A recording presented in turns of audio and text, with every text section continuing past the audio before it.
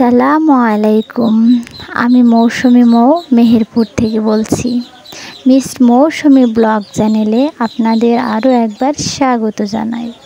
কাছে কিংবা দূরে, দেশ বা দেশের বাহিরে যে যেখান থেকে আমার ভিডিওটা দেখছেন, আল্লাহর রহমতে সবাই ভালো আছেন। আলহামদুলিল্লাহ, আমরাও ভালো আছি। আজকে আপনাদের সাথে অনেক কিছু শেয়ার করব, আর সবথেকে বিশেষ যেটা শেয়ার করব সেটা হচ্ছে মাথাভাঙ্গা নদী। আমার গ্রামে মাথাভাঙ্গা নদী আছে, সেটাই আজকে আপনাদের সাথে শেয়ার করব। তো দেখার জন্য সম্পূর্ণ ভিডিওটা দেখতে থাকুন এবং লাইক করে দিবেন। লাইক করলে মোটিভেট হয়ে ভিডিও করার আগ্রহ বাড়ে। এখন দুপুর 12টা বাজে। আমি এখন আমার বাবার বাসায় যাচ্ছি। কেন যাচ্ছি এত প্রচণ্ড রোদে, দেখতে থাকো, বুঝতে পারবে। তো আমার শাশুড়ি মা আমার জন্য রাস্তায় দাঁড়িয়ে আছে আমাকে গাড়িতে উঠিয়ে দেওয়ার জন্য। তো অনেকক্ষণ দাঁড়িয়ে আছি, গাড়ি এখনও আসেনি।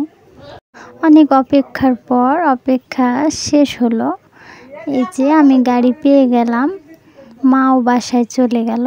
তো বন্ধুরা, আমার ভিডিওটা ভালো লাগলে অবশ্যই লাইক, কমেন্ট, শেয়ার করে দিবে এবং নতুন নতুন ভিডিও পেতে সাবস্ক্রাইব করে পাশে থাকা বেল আইকনটি প্রেস করে দেবে। যারা সাবস্ক্রাইব করনি তারা করে দিতে পারো, আর যারা করেছো তাদেরকে অসংখ্য ধন্যবাদ। প্রথমে আমি যাব আমার কলিজার কাছে, মানে আমার বড় আপুর ছেলেকে দেখে তারপর আমি আমার বাবার বাসায় যাব। এই যে চলে আসলাম, বড় বাজার পার হয়ে আমার আপুর বাসা। এই যে দেখতে পাচ্ছ, আমি না বলে এসেছি সারপ্রাইজ দিতে। বাবার বাসায় যাওয়া আসার পথে আমি একবার দেখে যাই আমার কলিজাকে। তো আজকে আমি যাওয়ার পথেই দেখা করে যাব। কলিজাকে না দেখলে আমার ভালো লাগে না। আজ হঠাৎ করে চলে এসেছি। সারপ্রাইজ! ওই যে আমার কলিজা শুয়ে আছে, আমাকে দেখে ঘুম ভেঙে গেল। দেখো কেমন করে তাকিয়ে আছে আমার কলিজাটা। আমার কলিজার নাম নাবিল হাসান। সবাই নাবিল হাসানের জন্য দোয়া করবেন। ওকে আমি ওর নানির বাসায় নিয়ে যাব বলেছি। তো আনন্দ আত্মহারা হয়ে গেছে। ওকে আপু গোসল করিয়ে দিল, যে দেখো কতটা আনন্দ করছে।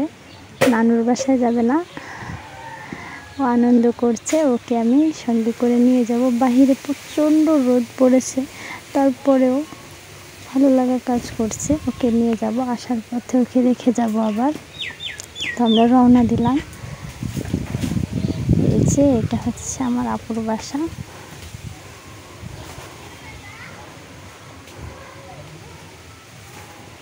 এটা আমার বড় আপু। আমার বড় আপু যাবে না, আমার বড় আপু প্রেগনেন্ট। আমি ওকে নিয়ে যাব। আজকে প্রচণ্ড রোদ পড়ছে। দেখো আমাকে দেখার জন্য কেমন করছে। ও ভাবছে যে খালামণি চলে গেছে। এই যে আব্বু, আমি তোমাকে না নিয়ে যেতে পারি? আমরা না নানুর বাসায় যাচ্ছি। সব সময় হাসি খুশি থাকে, কিউটের ডিব্বা, আনন্দে আত্মহারা। আমি তোমাকে না নিয়ে নানুর বাসায় যাবই না, চলো। এই যে গলি পার করে বড় বাজারে যাব। বড় বাজার থেকে বাবার বাসা যেতে 10 কিলো সময় লাগে। এই যে এখন আমরা এই যে তোমাদের দেখাচ্ছি, এটা হচ্ছে বড় স্কুল অ্যান্ড কলেজ। এর মাঝখান দিয়ে যদি যেতাম তাহলে আমার 2 মিনিট সময় লাগতো বড় বাজারে পৌঁছাতে। তো অনেক বৃষ্টিতে পানিতে ভরে গেছে, আমি মাঝখান দিয়ে যেতে পারবো না, তাই একটু ঘুরে ঘুরে যেতে হবে। গাড়িতে উঠিয়ে দিয়ে আপু চলে গেল বাসায়, আর আমরাও এদিকে 10 কিলো পার করে আমিও আমার বাবার বাসায় পৌঁছে গেলাম। এই যে এটা আমার বাবার বাসা। কতদিন পর আবার বাবার বাসায় আসলাম। এর আগে তোমাদের সাথে শেয়ার করেছিলাম আমার বাবার বাসা। এখন দুপুর 2টা বাজে।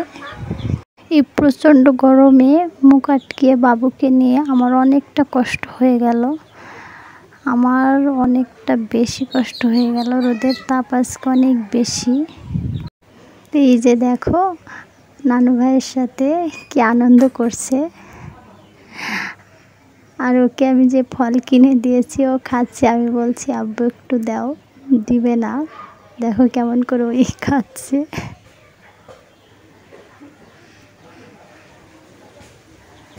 দেখো দেওয়া, ওরে বাবা রে, একাই মুখের মধ্যে ভরে দিচ্ছে। তো আমি 2 ঘন্টা ছিলাম, 2 ঘন্টা পরে যে বাসায় ফিরে যাচ্ছি।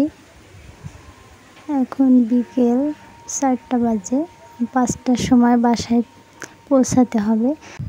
2 ঘন্টার জন্য বাবার বাসায় কেন আসলাম, এই যে দেখো, আমি চীনা হাঁসের বাচ্চা কেনার জন্য এসেছিলাম। 6টা বাচ্চা কিনলাম 1200 টাকা দিয়ে, 200 টাকা পিস। প্রচণ্ড রোদে আমি অসুস্থ হয়ে গেছি, রোদের তাপ আর সহ্য হচ্ছে না। তো বাবাকে সঙ্গে নিলাম বাবুকে নেওয়ার জন্য, আমি আর পারছি না, এ কারণে বাবাকে নিয়েছি। আমার কাছেও বাবু থাকছে না, কান্না করছে, নানা ভাইকে পেয়েছে, নানা ভাইয়ের কোলেই ও যাচ্ছে রাস্তায়। এখন আমরা অটোতে চড়েছি। এই যে দেখো, বাবু একটু ঘুমাচ্ছে না, রাস্তায় সব কিছু দেখতে দেখতে যাচ্ছে। বাবা কলিজাকে নিয়ে আপুর বাসায় চলে গেল, আর আমি অন্য অটোতে চড়লাম। এই যে আমি অন্য অটোতে চড়ে আমি আমার বাসার দিকে রওনা দিলাম। তো যেটা তোমাদের দেখাবো ভেবেছিলাম, অনেক দিনের ইচ্ছে ছিল, মাথাভাঙা নদী। এই যে দেখো, আমার অনেক ভালো লাগে, আমার অনেক দিনের ইচ্ছে তোমাদের সাথে শেয়ার করব। তো আজকে তোমাদের সাথে মাথাভাঙা নদীটা শেয়ার করতে পেরে আমার খুবই ভালো লাগছে, তোমাদের দেখাতে পেরে। মাথাভাঙা নদী তোমাদের কেমন লাগছে একটু কমেন্টে জানিও, আমার অনেক ভালো লাগে। এখান থেকে আমার বাসায় পৌঁছাতে 2 কিলো সময় লাগে।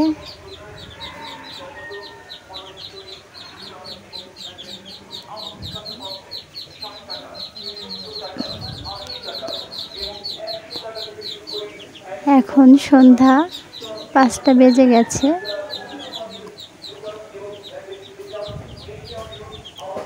যে অটোতে চড়েছিলাম, অটোতে একটা কিউট মেয়েও ছিল। এসে দেখো, ছোট্ট বাচ্চা,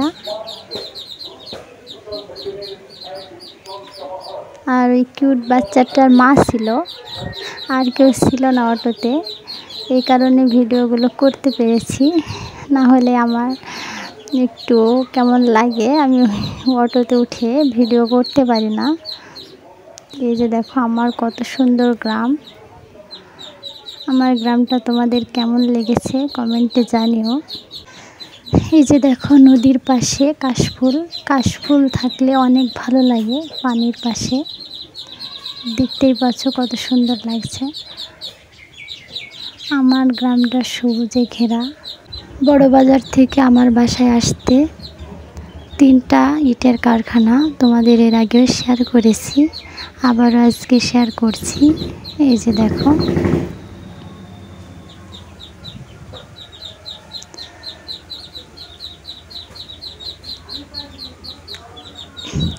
আর কিছুক্ষণের মধ্যে আমি বাসায় পৌঁছে যাব।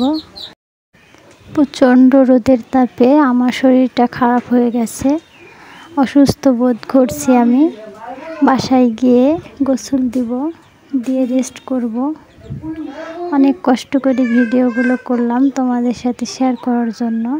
আজকে এত প্রচণ্ড রোদের তাপে তোমাদের সাথে অনেক কষ্ট করে অনেক কিছু শেয়ার করলাম।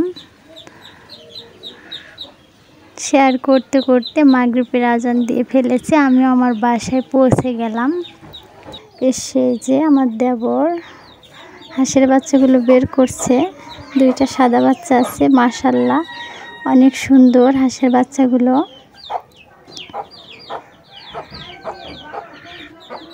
এখন আমি ফ্রেশ হয়ে রেস্ট করব।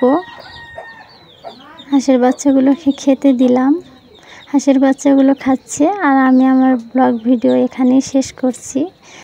সবাই ভালো থেকো, সুস্থ থেকো, আবার আসবো নতুন ব্লগ ভিডিও নিয়ে। আল্লাহ হাফেজ।